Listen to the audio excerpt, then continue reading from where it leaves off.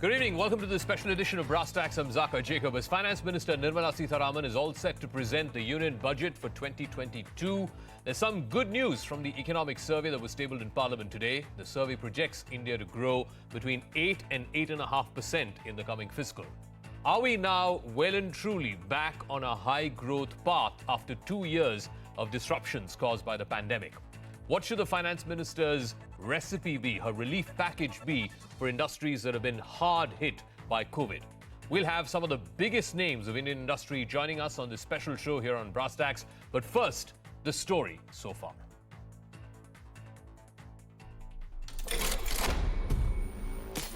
It's the report card of the economy and a precursor to what we can expect in the coming year.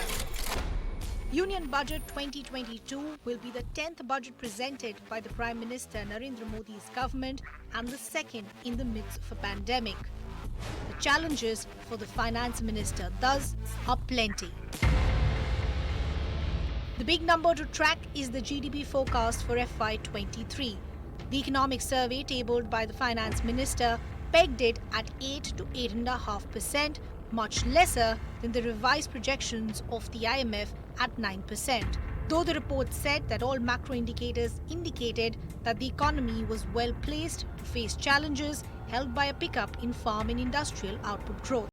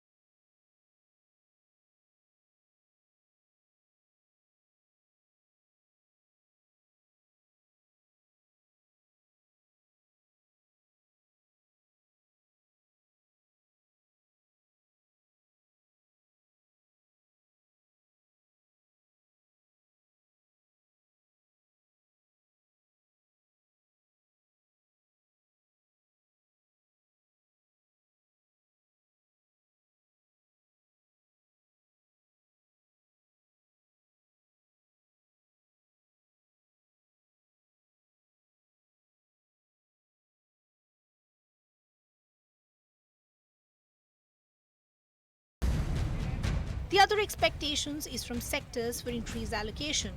Experts hope that the pillar of healthcare and well-being mentioned in the last budget will continue this time as well. The sector is hoping for increased allocation and expenditure to at least 3% GDP. There is also a clamour to relook at GST slabs and have one at 5%. On the tax front, though there are slim chances that there will be any big changes done to personal or corporate tax structure, from the common man, there are expectations for a reduction in burden in the backdrop of incomes that have been hit. The government on its part would want more adoption with the new tax regime that was brought in last year but met with muted response. It's a budget for a Naya Bharat, one that could potentially pull India out of the clutches of a pandemic and put it on the path to AATMANIRBHAR. The hopes of 1 billion people now rest with her. For CNN News 18, this is Ridhima Bhatnagar.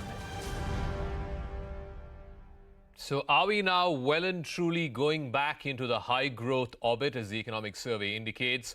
What is it that the Finance Minister needs to do to give relief and succor after 2 years of pandemic-induced disruption? Joining me now is a CII very special panel of industry voices. Some of the leading lights of India Inc. are joining us on this broadcast. Mr. T.V. Narendran is CII President, CEO and MD of Tata Steel. Sanjeev Bajaj, President Designate of CII, Chairman and Managing Director of Bajaj Finance. Dr. Kiran Majumdar-Shaw is Executive Chairperson with Biocon. Sunil Kant Munjal, Chairman of Hero Enterprise. And Vinayak Chatterjee is Chairman of the CII National Council on Infrastructure. Thank you very much for speaking with us. I'll start with you, Mr. Narendran. The survey has projected 8 to 8.5% growth for the coming fiscal. Are we now well and truly back to the days of high growth rate, the kind that we saw between 2003 and 2008 or between 2014 and 2018? After 2 years of heavy disruption caused by the pandemic, are we now nearing 8% growth and above? Yeah, you know what's happened is the growth in this year that we're seeing is pretty much brought us back to where we were 2 years back. So next year is going to be very critical because if we can deliver that 8.5% growth, I think that's great. We will be back on track because we must remember that even before the pandemic, we were struggling at 5 or 6% growth. So 8% next year, if we can deliver it, will set us up well for the next few years.